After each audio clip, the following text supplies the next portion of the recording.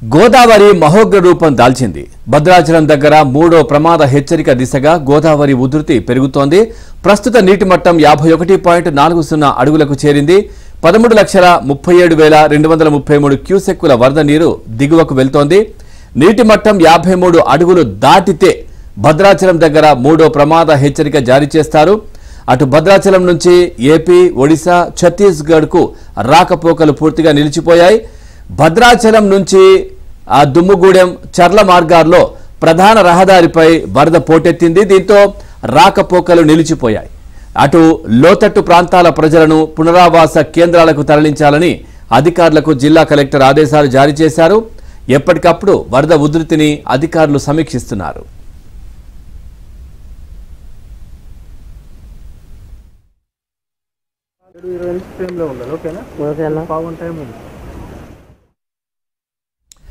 రైట్గా పూర్తిగా భద్రాచలంలో వరద ముంచెత్తుతున్న పరిస్థితి అయితే కనిపిస్తోంది. గోదావరి మహోగ్ర రూపం దాలుస్తున్న పరిస్థితి. అక్కడ నుంచి తాజా సమాచారాన్ని మా కరెస్పాండెంట్ రవిని అడిగి తెలుసుకుందాం. రవి, పూర్తి డీటెయిల్స్ ఏంటి? మూడో ప్రమాద హెచ్చరిక జారీ చేసే అవకాశాలు కనిపిస్తున్నట్టుగా తెలుస్తోంది.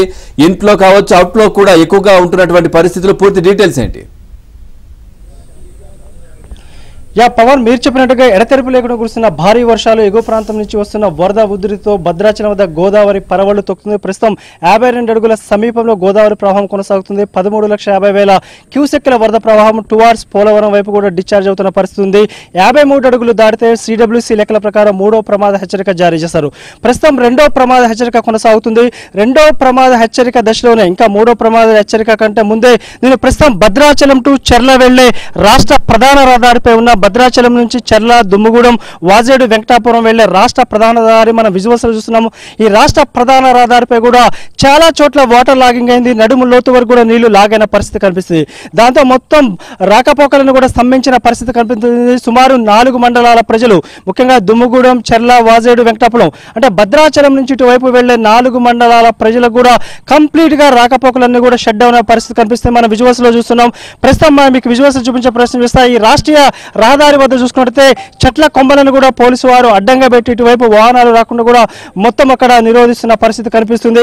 అదేవిధంగా భద్రాచలం నుంచి టువార్డ్స్ ఏపీ, ఒడిశా, ఛత్తీస్గఢ్ వెళ్లే జాతీయ రహదారిపై కూడా పలు చోట్ల వాటర్ లాగింగ్ వల్ల కూడా మొత్తము రాకపోకలను స్తంభించిన పరిస్థితి కనిపిస్తుంది.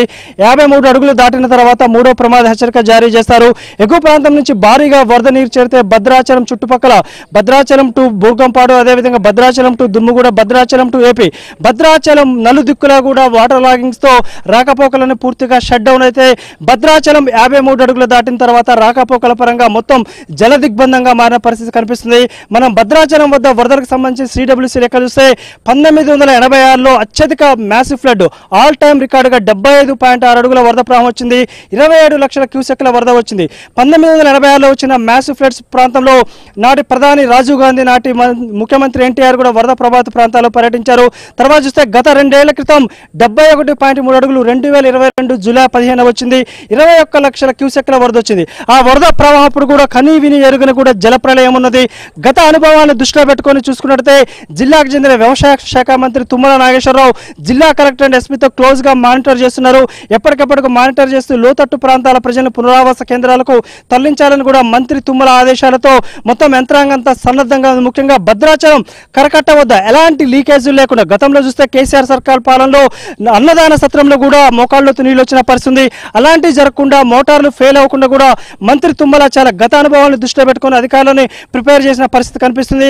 అదేవిధంగా ఇక్కడ వరదలకు సంబంధించి మనం చూసినట్టయితే ఈ జాతీయ రహదారులు ఎప్పుడు బ్లాక్ అవ్వకుండా దానికి గతంలో R&B శాఖ మంత్రిగా పనిచేసిన తుమ్మల తన ఫీల్డ్ అనుభవంతో గత 4 దశాబ్దాలుగా వాగులు, వంకలు, ఇక్కడ లో లెవెల్ ఏరియాస్ ఏమేమి ఉన్నాయనేది కూడా ఆ పరిపాలన అనుభవం ఉన్న తుమ్మల ఇప్పుడు సీఎం రేవంత్ రెడ్డి కూడా ఒక ప్రపోజల్ చేశారు.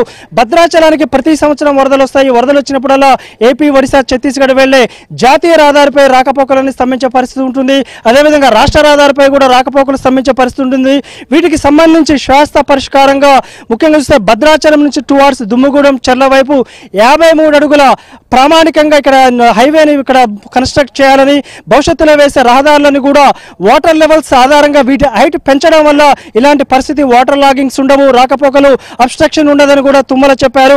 మొత్తంగా గతంలో R&B శాఖ మంత్రి మంత్రిగా పనిచేయడం, నీటిపారుదల శాఖ మంత్రిగా పనిచేసిన అనుభవంతో ముఖ్యంగా చూస్తే భద్రాచలం వద్ద వాటర్ లాగింగ్ సంబంధించి ఎలాంటి ఇబ్బందులు లేకుండా తనకున్న అనుభవంతో రాష్ట్ర ముఖ్యమంత్రికి ఒక ప్రపోజ్ చేసిన పరిస్థితి ఉంది. వ్యవసాయ శాఖ మంత్రి తుమ్మల జిల్లా కలెక్టర్ కూడా స్పష్టంగా ఆదేశాలు జారీ చేశారు. ఎవరైతే లోతట్టు ప్రాంతాల్లో ఉంటారో, ఎవరైతే సబ్ బేస్డ్ కాలనీస్ ఉంటాయో వాళ్ళందరినీ పునరావాస కేంద్రాలకు తరలించాలి. ఎట్టి పరిస్థితిలో కూడా ప్రాణ నష్టం లేకుండా పశువులను కూడా వాగులు వంకల వైపు పోకుండా కూడా జిల్లా యంత్రాంగం ముఖ్యంగా రెవెన్యూ అండ్ పోలీసు కూడా ఎప్పటికప్పుడు మానిటర్ చేస్తున్న పరిస్థితి కనిపిస్తుంది. ముఖ్యంగా చూస్తే భద్రాచలం వద్ద గోదావరి వరదలకు సంబంధించి పవన్ మనం ఒకటి స్పష్టంగా చెప్పొచ్చు, 1986 అనేది ఆల్ టైమ్ రికార్డు. 75.6 అడుగులు వచ్చింది. 27 లక్షల క్యూసెక్ల మ్యాసివ్ ఫ్లడ్ వచ్చింది. అదొక పెద్ద జల ప్రళయం, ఒక విపత్తుగా ఇప్పటికీ భద్రాచలం వాసులు భావిస్తారు. అదే స్థాయిలో 36 ఏళ్ల తర్వాత గత 2 సంవత్సరాల క్రితం 2022లో 71.3 అడుగులు వచ్చింది. ఇప్పుడు మనకున్న సమాచారం ప్రకారం అప్ స్ట్రీమ్ నుంచి వస్తున్న మరో 4-5 లక్షల క్యూసెక్ల వరద ఉంది. మామూలుగా ఇప్పుడు 52 అడుగులు ఉంది. మా అంటే ఇంకో 4-5 అడుగులు పెరిగి 56-58 అడుగుల వరకు కూడా పెరిగే అవకాశం. Right, thank you Ravi, thanks for the updates.